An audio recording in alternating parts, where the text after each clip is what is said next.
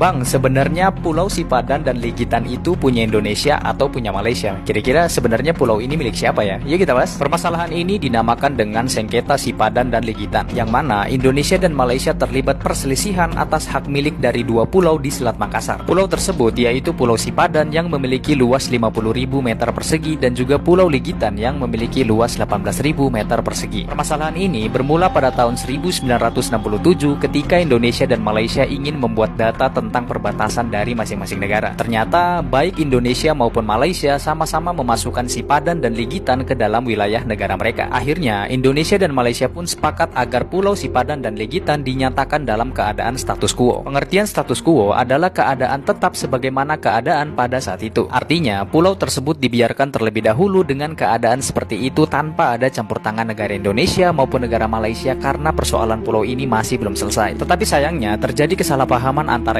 Indonesia dan Malaysia dalam memahami arti dari status quo. Malaysia pun membangun resort pariwisata baru yang dibangun oleh pihak swasta di Malaysia di pulau tersebut. Karena menurut Malaysia, status quo artinya Pulau Sipadan dan Legitan tetap berada di bawah kendali Malaysia sampai sengketa berakhir. Sedangkan menurut Indonesia, status quo artinya kedua pulau ini tidak boleh ditempati atau diduduki sampai sengketa pulau ini selesai. Karena Malaysia telah membangun fasilitas pariwisata di Pulau Sipadan dan Legitan, maka Indonesia pun mengajukan protes ke Kuala Lumpur dan meminta pembangunan dihentikan. Tahun 1969, Malaysia pun secara sepihak memasukkan Pulau Sipadan dan Legitan ke dalam peta nasional mereka nih. Awalnya, permasalahan tersebut ingin dibahas melalui Dewan Tinggi ASEAN, namun Malaysia menolak karena Malaysia menduga bahwa mereka akan kalah jika kasus ini dibahas di ASEAN. Malaysia menduga akan kalah karena pada saat itu Malaysia juga sedang terlibat sengketa dengan Singapura, sengketa dengan Filipina, bahkan sampai sengketa dengan Laut Cina Selatan. Tahun 1991, Malaysia pun mengusir semua warga Indonesia di pulau tersebut dengan bantuan polisi hutan atau polisi yang setara dengan BRIMOB di Indonesia. Tujuannya adalah agar Indonesia mencabut klaim atas dua pulau Sipadan dan Legitan ini. Akhirnya, Indonesia dan Malaysia pun sepakat bahwa sengketa ini diselesaikan melalui jalur hukum internasional dan bukan melalui politik atau ASEAN. Pemerintah Indonesia bahkan pada saat itu membentuk tim khusus yang terdiri atas pakar sejarah, hukum internasional, dan juga instansi terkait seperti Kemenlu. 31 Mei 1997, Presiden Soeharto berkunjung ke Malaysia untuk menandatangani perjanjian persetujuan agar sengketa ini diselesaikan secara internasional. Keputusan sengketa pulau yang akan dibahas di Mahkamah Internasional nantinya bersifat final dan kedua belah pihak harus sepakat menerima apapun hasilnya. Tahun 1998, masalah sengketa Sipadan dan Legitan dibawa ke Mahkamah Internasional. Pihak Malaysia memberikan bukti tentang perjanjian Sultan Sulu dengan Inggris yang nantinya wilayah tersebut menjadi milik Malaysia setelah merdeka dari Inggris. Kemudian Malaysia juga memberikan bukti bahwa Inggris pernah melakukan penarikan pajak ke peternak penyu pada tahun 1930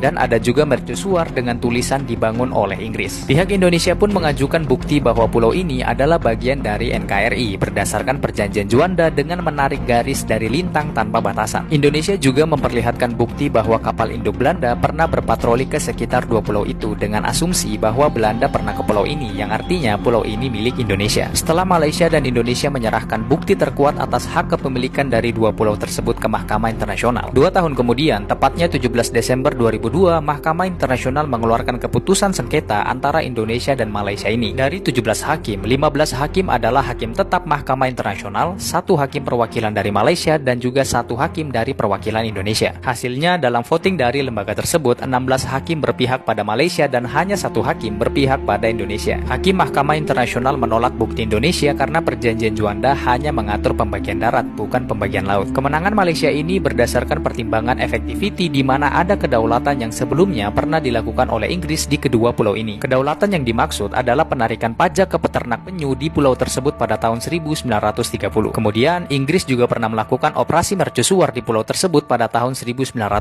Dengan kata lain, kedua pulau ini adalah milik Malaysia karena pulau ini bekas pendudukan Inggris. Jadi kesimpulannya, Pulau Sipadan dan Pulau Legitan adalah milik Malaysia nih teman-teman. Tetapi yang teman-teman harus tahu bahwa kehilangan Pulau Sipadan dan Legitan bukan karena Indonesia tidak mampu menjaga kedaulatan atau pertahanan negara ya, melainkan kehilangan Pulau Sipadan dan Legitan sebenarnya lebih kepada hukum dan sejarah dari pulau tersebut. Berangkat dari fakta ini, Bang Ariko jadi mikir kalau sengketa Indonesia-Malaysia ibaratkan kita memperjuangkan seseorang yang bukan ditakdirkan untuk kita nih.